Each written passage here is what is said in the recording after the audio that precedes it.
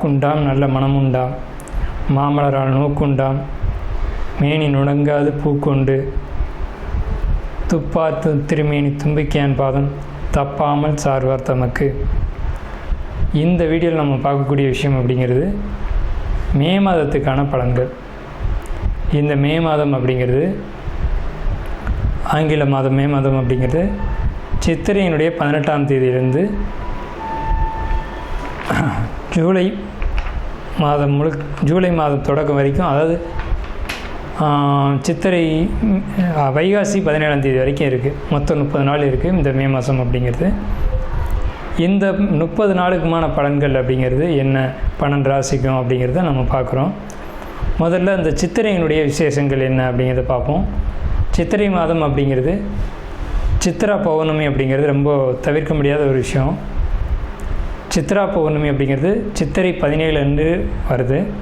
சித்திரை 17 அப்படின்னு எடுத்துக்கிட்டிங்கன்னா சித்திரை 18 வரைக்குமே பௌர்ணமி இருக்கும். சித்திரை 18 தான் மே மாதத்தினுடைய முதல் நாள். அப்போ இந்த மே மாதம் தொடங்கிறது சித்ரா பௌர்ணமியில் தான் தொடங்குது. ஸோ இந்த மே மாதம் மிகுந்த சிறப்பு வாய்ந்த மாதம் அப்படிங்கிறத நம்ம தெரிஞ்சுக்கணும்.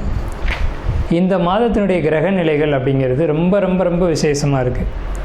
என்ன விசேஷமாக இருக்குது அப்படின்னு கேட்டிங்கன்னா, மேஷத்தில் வழக்கம் போல் எல்லா சித்திரை மாதத்திலும் சூரியன் உச்சமாக தான் இருப்பார். ஆனால் இந்த வருடம் மட்டும் செவ்வாய் ஆட்சி பலம் கொண்டு அதே வீட்டில் இருக்கார். அதே மாதிரி ரிஷபத்தில் புதனும் சுக்கிரனும் 2 நட்பு கிரகங்களும் இணைஞ்சு ஒரு அற்புதமான ஒரு நிலையில், சிம்மத்தில் கேது, அடுத்த நிலையில் பார்த்திங்கன்னா மிதுனத்தில் குரு, அவர் இந்த மாதத்தில் கடகத்தை நோக்கி பயணிப்பார். அதே மாதிரி கும்பத்தில் ராகு, மீனத்தில் சனி.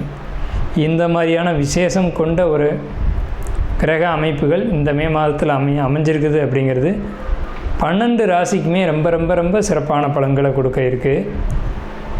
என்ன அப்படின்னு கேட்டிங்கன்னா, 2 சுப கிரகங்கள் அதாவது ஒரு சுப ராசியில், ரிஷபம் அப்படின்றது விசேஷமான ராசி. அங்கே புதனும் சுக்கிரனும் இணைஞ்ச மாதிரி ஒரு மாதம் பிறக்குது அப்படின்னாலே அது விசேஷம்தான். சரி, என்ன மாதிரியான நல்ல பலன்கள் நடக்கும் அப்படிங்கிறத நம்ம பார்ப்போம். இந்த சித்ரா பௌர்ணமியினுடைய விசேஷங்கள் என்ன அப்படின்னு பார்த்தீங்கன்னா, சித்ரா பௌர்ணமி அன்னைக்கு தான் சித்திரகுப்தனுடைய வழிபாடு நடக்கும். சித்திரகுப்தன் அப்படிங்கிறது யாருன்னு கேட்டிங்கன்னா, யமனுடைய பிஏ, அதாவது அசிஸ்டண்ட். இவர் தான் பாவ புண்ணிய கர்மா கணக்குகளை கையில் வச்சக்கூடியவர். ஸோ இவரை வழிபடக்கூடிய நாள் தான் சித்ரா பௌர்ணமி. அது மட்டும் இல்லாது ஒவ்வொரு குடும்பத்திலையும் அந்த குடும்பத்தினுடைய கன்னி தெய்வங்களை வழிபாடு பண்ணக்கூடிய மாதம்தான் சித்ரா பௌர்ணமி. சித்ரா பௌர்ணமி என்று விசேஷமாக அவங்கவுங்க குடும்பத்தில் கன்னி தெய்வங்களை எடுத்து வழிபாடு பண்ணுவாங்க.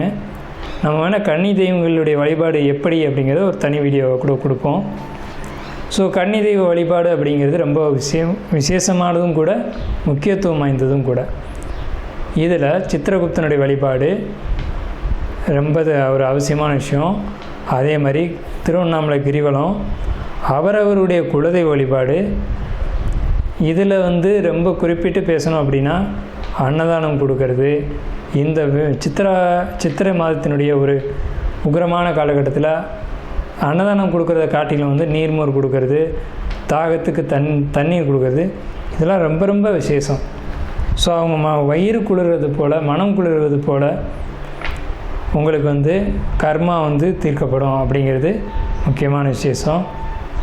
ஸோ இது முக்கியமான விஷயம். அதே மாதிரி இந்த சித்திரை மாதத்தில் கத்திரி வெயில் அப்படிங்கிறது மே மாதம் 4ஆம் தேதி அன்னைக்கு மே 28 வரைக்கும் இருக்கும். இந்த 25 நாட்களும் மக்கள் அதிகப்படியாக யாரும் வெளியில் வராமலும் சில விஷயங்களை தவிர்த்துக்கவும் வேணும். மே மாதத்தை பொறுத்த வரைக்கும் விருச்சிக ராசிக்கு என்ன மாதிரியான பலன்கள் இருக்குது அப்படின்னு பார்க்கும்போது, முதல் விஷயம், மனசுக்கு ஒரு இதமான விஷயங்கள், சுப நிகழ்ச்சிகள், சந்தோஷமான விஷயங்கள், இதெல்லாம் குடும்பத்தில் நடக்கும். இதெல்லாம் இந்த மாதத்தில் கண்டிப்பாக நடக்கும். பெரிய தொகைகளை கையாள வேண்டிய ஒரு மாதமாக இது இருக்கும். பெரிய பெரிய அமௌண்ட் கையில் புரடும். அதே மாதிரி நகைகள் வாங்கக்கூடிய அமைப்பும், நகையை பர்ச்சேஸ் பண்ணக்கூடிய காலகட்டங்கள், ஆபரணங்கள் வாங்கிறது, அதே மாதிரி அணிகிறது, இது மாதிரியான விஷயங்களும் லக்ஸரியான பொருட்களை வாங்கி அணுகக்கூடிய ஒரு மாதமாக இருக்கும். மனசுக்குள்ளே ஒரு இனம் புரியாத கவலையும் தென்படும். அது சொல்லவும் வெளிப்படுத்தவும் மாட்டீங்க. இருதயம் சம்மந்தப்பட்ட விஷயங்களில் நீங்கள் ரொம்ப கவனமாக இருக்கிறது அப்படிங்கிறது ரொம்ப முக்கியம். உடல்நிலையில் கவனம் செலுத்தணும். மன அழுத்தங்கள் வருவதற்கான சூழ்நிலைகளோ அதுக்கான ஒரு அமைப்புகளோ நிச்சயம் இருக்கும். நீங்கள் மனம் அழுத்தம் வராத அளவுக்கு பார்த்துக்கணும். நுரையீரல் இருதயம் சம்மந்தப்பட்ட பாதிப்புகளுக்கு இடம் உண்டு. ஸோ அந்த மாதிரியான விஷயங்களுக்கு இடம் கொடுக்காம பிராணாயாமம், யோகா அப்படின்ற விஷயங்களை நீங்கள் கடைப்பிடிக்கணும். திருமணம், குடும்ப வாழ்க்கை போன்ற விஷயங்கள் விட்டு அது இந்த மாதிரியான விஷயங்களை பொறுத்த வரைக்கும் விட்டு கொடுத்து தான் போகிறது ரொம்ப பெட்ரு.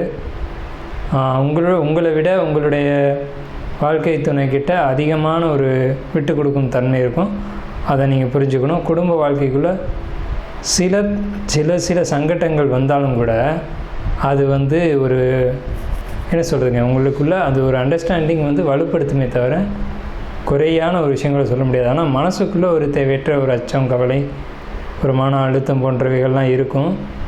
ஆனால் ஒரு ஆடம்பரமான லக்ஸரியான காலகட்டம் தான். விருச்சிக ராசியை பொறுத்த வரைக்கும் மே மாதத்தில் ஒரு பலமான மாதம்னே சொல்லணும். ஜாப்பில் இருக்கக்கூடியவங்களுக்கு ஒரு முன்னேற்றத்தை கொடுக்கும்.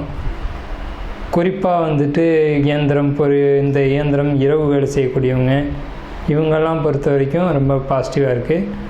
அதே மாதிரி காவல் பணி செய்யக்கூடியவங்க, யூனிஃபார்ம் சர்வீஸ் பண்ணக்கூடியவங்க இவங்களுக்கெல்லாம் ஊதிய உயர்வுகளும் வருமான உயர்வும் கண்டிப்பான முறையில் நிச்சயமாக இருக்குது.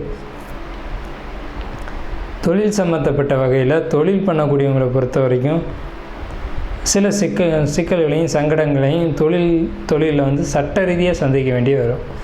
சட்ட ரீதியான தொழில் சங்கடங்களை சந்திக்க வேண்டி வரும். ஸோ அந்த விஷயங்களை பொறுத்த வரைக்கும் மட்டும் அந்த மாதிரியான ஒரு விஷயங்களுக்கு இடம் கொடுத்துடாமல் எதையுமே ஒரு சட்ட ரீதியான ஒரு அமைப்பில் நீங்கள் அணுகுறீங்க அப்படின்னீங்கன்னா ரொம்ப ஒரு பாசிட்டிவான ஒரு அமைப்பை நீங்கள் மே மாதத்தில் கண்டிப்பான ஒரு விதத்தில் பார்க்கலாம். நாம் இதுவரைக்கும் பார்த்த ராசி பலன்கள் எல்லாமே பொதுவான ராசி பலன்கள் தான், 12 ராசிக்குமே. அப்போது உங்களுடைய தனிப்பட்ட பிறப்பு ஜாதகம் அப்படிங்கிறது உங்கள் ஜாதகத்தில் தனிப்பட்ட பலன்களை கையில் வச்சுருக்கோம். உங்களுக்கு ஜோதிடம் சம்பந்தமான சந்தேகங்கள் இருந்தாலும் சரி, அல்லது ஜோதிடம் பார்க்கணும் அப்படின்ற எண்ணங்கள் இருந்தாலும் சரி, இல்லை ஜோதிடத்தில் சந்தேகம் இருக்குன்னு நீங்கள் நினச்சாலும் சரி, நம்ம நம்பர் கீழே ஸ்க்ரீனில் தெரியுது. அந்த நம்பருக்கு காண்டாக்ட் பண்ணி நீங்கள் எந்த நேரத்தில் வேணாலும் நம்மக்கிட்ட பேசலாம். இல்லை ஜாதகம் பார்க்கணும் அப்படின்னாலும் நீங்கள் அப்பாயின்மெண்ட் வாங்கிட்டு எப்போ வேணாலும் நம்மளை காண்டாக்ட் பண்ணி ஜாதகம் பார்த்துக்கலாம். நன்றியும் வாழ்த்துக்களும். வாழ்க வளமுடன்.